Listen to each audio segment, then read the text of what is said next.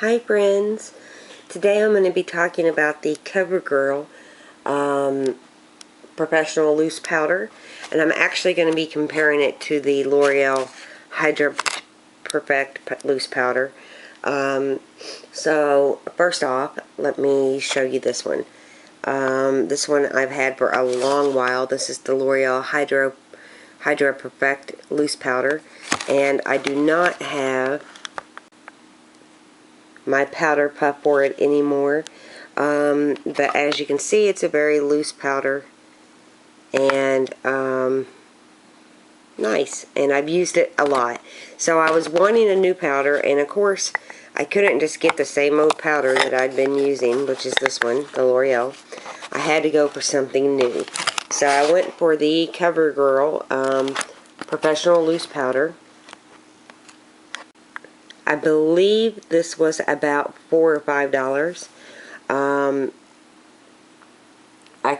I have the powder puff here. I actually like the puff. It's actually a pretty fluffy one. And here's the powder. So first of all, my impression of this powder is average. I will not be buying it again. I am not totally fond of it. First, the smell just makes me absolutely sick. I think it's got some type of medicinal smell. It's got that same old CoverGirl smell that many of their products have. It's very strong to me. I don't like it at all. I think it sets makeup fine and keeps my foundation in place 4 or 5 hours.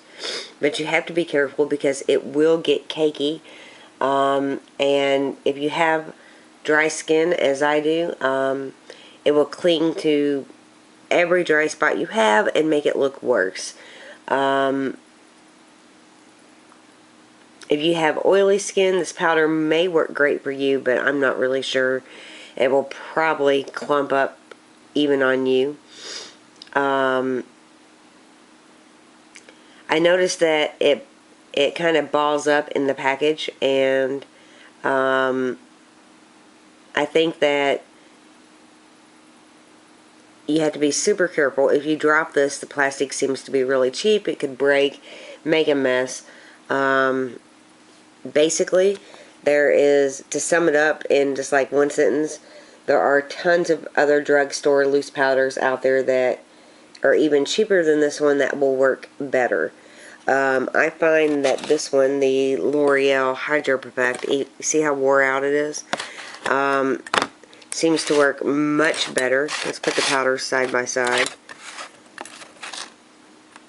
The Hydra Perfect is in number 917 Light, and this one is in, let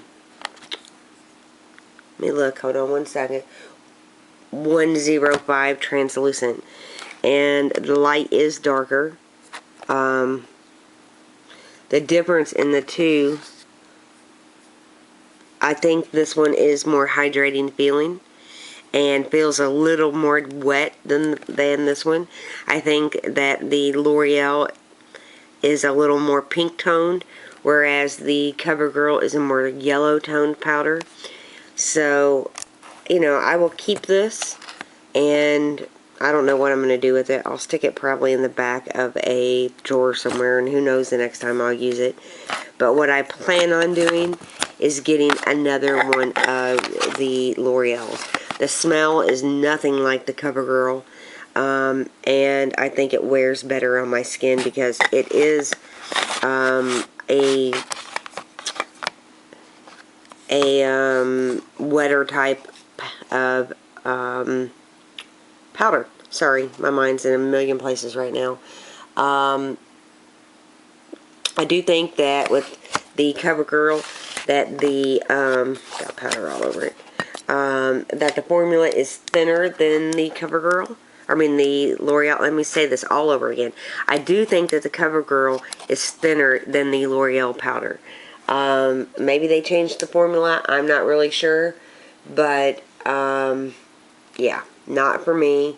And I am very happy to report that I'm going right back to my L'Oreal Hydra Perfect loose powder and doing away with this. If I still had the packaging on this, I would probably take it back. I'm just that disappointed in it. It does work. I mean, I just use a little bit in my T-zone, so it's not that big of a deal, except the smell is just overwhelming for me. So there you have it.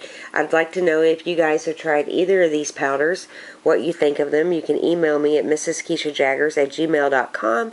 You can leave me a comment below, or you can check out the blog for the full post and more pictures at kjaggers.com, and that is KJAGGERS.com. And if you like the video or any of the other videos, take a second and subscribe. Thank you so much for watching. Have a great day. Bye-bye.